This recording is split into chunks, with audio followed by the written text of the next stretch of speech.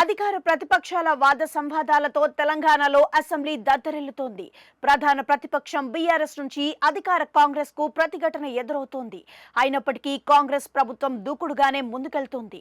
మరి ముఖ్యంగా BRS working president మాజీ మంత్రి కేటీఆర్ పై ఫార్ములా ఈ-రేస్ వ్యవహారంలో కేసు నమోదుతో రాజకీయం ముదురుపాకాన పడింది.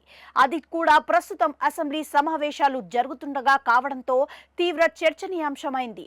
ఫార్ములా ఈ-రేస్ పై ఏసీబీ కేసు నమోదును నిరసిస్తూ బీఆర్ఎస్ ఎమ్మెల్యేలు చర్చకు పట్టుబట్టడం చివరకు రచ్చకు దారితీసింది.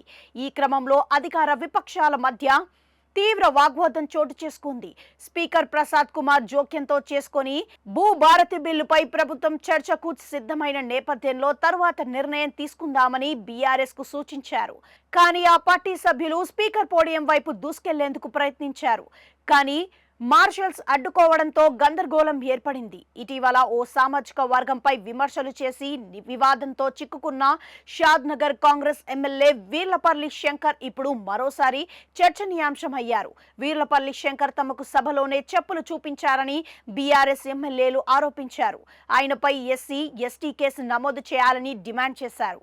కాంగ్రెస్ ఎమ్మెల్యేలు బీఆర్ఎస్ ఎమ్మెల్యేలపై కాగితాలు, వాటర్ బాటిల్స్ విసిరేయడంతో సభలో ఉద్రిక్తత చోటు చేసుకుంది.